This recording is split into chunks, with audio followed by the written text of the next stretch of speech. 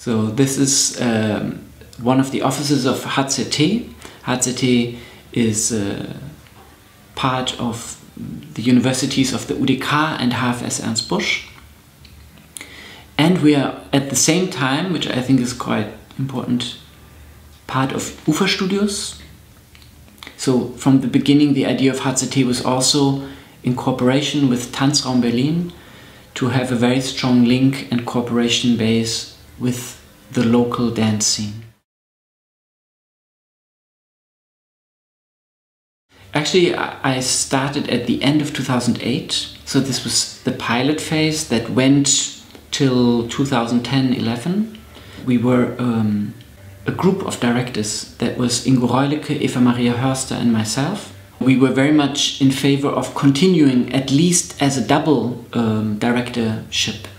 For the structure we felt for HZT would be appropriate, but it was the universities who decided no, it should be one director, and then that position was advertised and I applied, and then this is when I was officially kind of going into the position I'm now in 2012. The process of applying was actually for me a very healthy one in terms of like clarifying, do I really want this, and if so, where would I think it? For me, what became clear is also that when I think of giving direction or being a director, it's very much also to take care that things can be built. So I realized it's not so much leading or directing, it's very much building. And I referred to building instruments and tools, but also building things like a certain culture. So in the last 3 years, we've been part also with UFA Studios and other partners of a lab about feedback and how to give feedback in artistic processes. And this then I refer to, this is part of building a feedback culture that I felt was necessary or desirable to build also for the students. I think the pressure that I think everybody felt, including the students, was that from all sides there were loads of expectations, and also I think many of the participating institutions, the universities, Tanzland, everyone had an idea what HZT should be and how it should develop. So it was also quite a struggle, because I think often as being part of HZT, we felt as a team like really a small kid that everyone is kind of pulling, no, this way, come this way, now you look. And so this has, I think, improved. So I feel we have a lot more autonomy, if you want, and kind of trust given that since we went from the pilot phase to the regular study programs. At the same time, what's interesting I find, and I observe in the last, I don't know, 4 years, let's say, is that how come we have so many rules all of a sudden? It feels a bit more rigid all of a sudden. You can keep it as a breathing organism that, you know, you don't suffocate by putting too many rules and things on it that it becomes so firm. It feels there's less time, there's more paperwork, there's more meetings or more structure around. So how to avoid that? That, as I said, it builds up almost, you feel like by itself, although it's you who builds it. After all these years, would you be able actually to name a negative consequence of the school in Berlin that is not positive? You know, this is something, because we have regular meetings also with the partners from Tanzraum. And this is something, to be honest, this is a question that was raised already in 2008-09 when I arrived. So it's not a new question, but I think it's a very relevant question. The question of where should all these people, artists, go? How should they survive? Especially if a good, not all of them, but a good number of them stay in Berlin. And I think that's a question that very honestly I feel like we have not reached yet. Maybe what we have also defined for ourselves or for the HZT would be an important goal or aim, and that is to make also studying dance choreography relevant, no matter whether later you work as a choreographer successfully or as a dancer, or you bring that knowledge into another field. And bringing this, what you take from the education here, to another field, this we realized we would need to support more.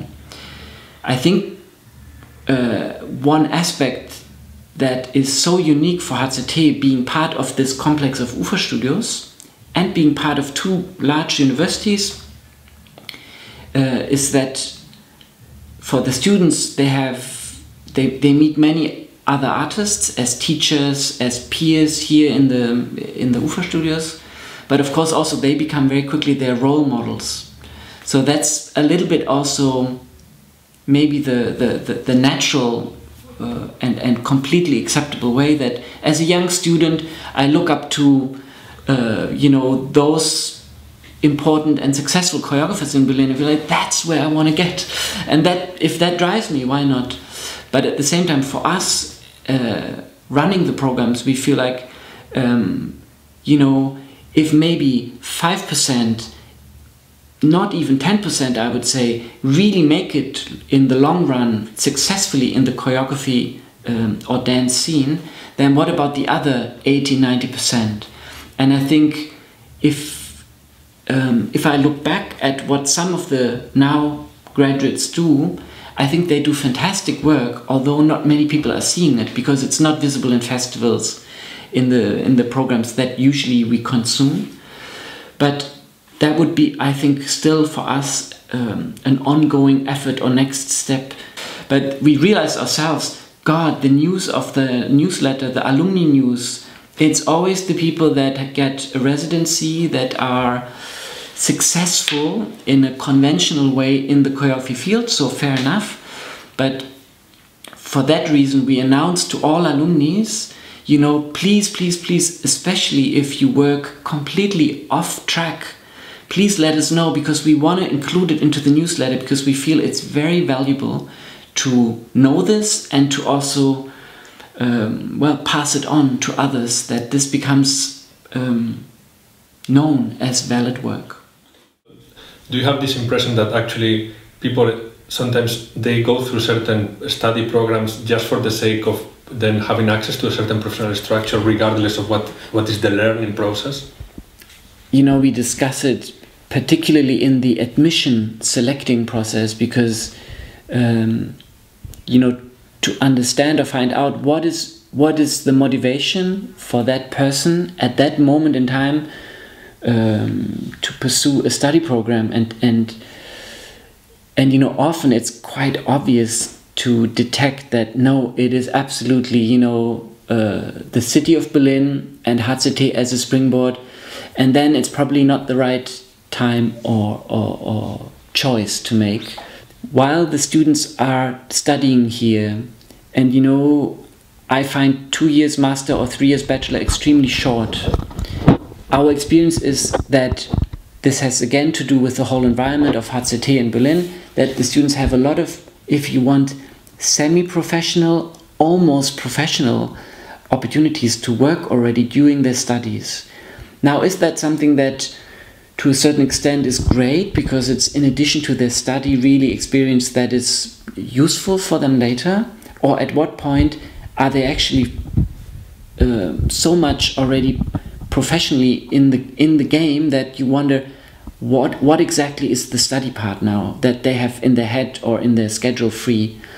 So this is a balance where the colleague, my colleague Cecilie Ullerup Schmidt, she often said, that privilege of having a study time of 2 or 3 years, how can you really make that fruitful without chasing already, what you will be chasing for the next 30 years if you want? So, yeah. In the school, there is no reflection also on how the market functions, what does it mean, also what are the ideologies behind success, how power relations work, what are the alternatives to this system of success production and desire production as well.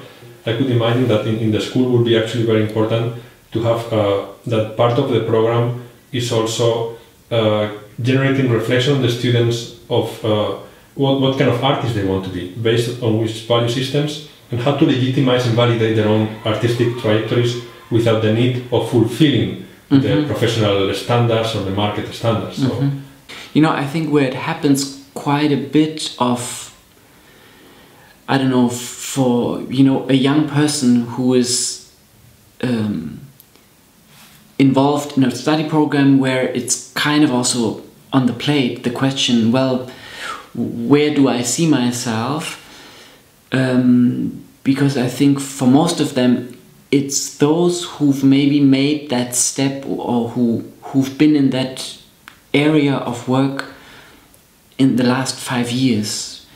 So it's often those that they know, they graduated a couple of years ago, that I think, and again, there's the more visible ones, and then there's the completely invisible ones. But I think that for the students is quite a resource to be in contact with, to ask questions. How did you make that choice? Maybe to find out that wasn't a choice. It kind of came by and there wasn't anything better, so I took that. That for some, you know, they took a very clear decision to step out of maybe what seemed from outside a quite successful production residency kind of series, to pursue a master or PhD program elsewhere. So I think to find out these things for the students is very important, to allow them to think different possibilities.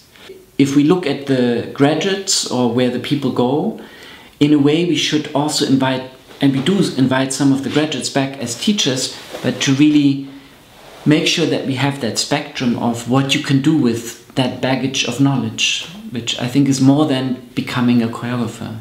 So I think this networking with other former students, working as a bachelor student with a master student, and afterwards they continue working. So I think many working relations, they start as students and they continue after the studies.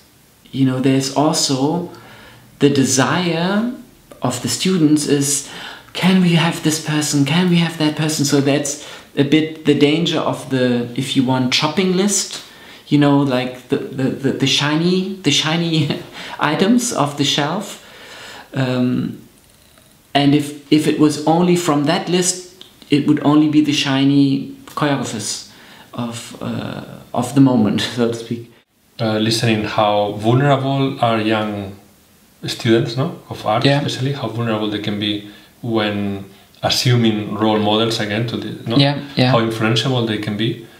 Do you think it would require an extra awareness and an extra work with these teachers from the staff of the HZT before they start teaching, also to at least to turn on them the awareness that how vulnerable are students, because to make them understand that they are also responsible of bringing a role model. I think they need to be aware of that, you know, because I would say, you know, probably no teacher is role model for everyone, because this again, you know, is a little bit like, I think the students are quite quick and quite intuitive, picking kind of, that's the person I really click with, or I really follow. But yes, and you can't decide that as the teacher, you know, there might be two people observing you, following you, and you're not even aware of it. So to become aware of that, this is part of what you create as an environment, absolutely. How important in the agenda of the HZT is this ethical, political education, no? Of what does it mean also to, from an ethical perspective, which ways of living or which ways of being from as an artistic practice we can contemplate? Do you think that education also can play the role, or do you think it's already beyond the ambition of the school? I would say for some of the team, maybe this reflecting beyond the art making process, but really what consequences does that have for a society, for political, for life aspects. This is, I think, with some people maybe more present than for others. And I remember myself, that's how it goes. It's sometimes that short workshop that really made you think for a year and made you decide things as then very, very differently. So I don't think there is a kind of agenda for the HZT to really have that, you know, kind of as an aspect that runs through all of the programs. But I think it's something that's quite present both in how those who teach and those who study bring in their work or their reflections. Regarding the future of dance in Berlin and also of HZT, mm-hmm. Do you have any perspective or some horizon mm-hmm. that you think is worth to walk towards? You know, and construct together and build? Yeah. One of the areas that also only, if you want, since 2013 we've started to pursue more consistently is the area of research. Because interesting enough, also from the universities, when they think of the 3 study programs, artistic study programs, they don't think research. You know? So this was part of my negotiations when I got the position, that I said I really want to establish, however small, a beginning of a research unit that is separate from the study programs. And this is something that I still feel would be worth to expand or to also to deepen. And the other area that we talked about is maybe also very much for me interesting to follow is the bringing dance and choreographic knowledge into other also non-arts fields, which again, you know, it's not something you can do next year, but it's something maybe to build in the next 5 years. I would say, you know, in this direction we could absolutely expand, if you want, the diversity of who's teaching here, in terms of like people who really come less from a dance background, because many people that, as you know, then they know the same circle of artists, and it's very much that dance bubble that we often encounter.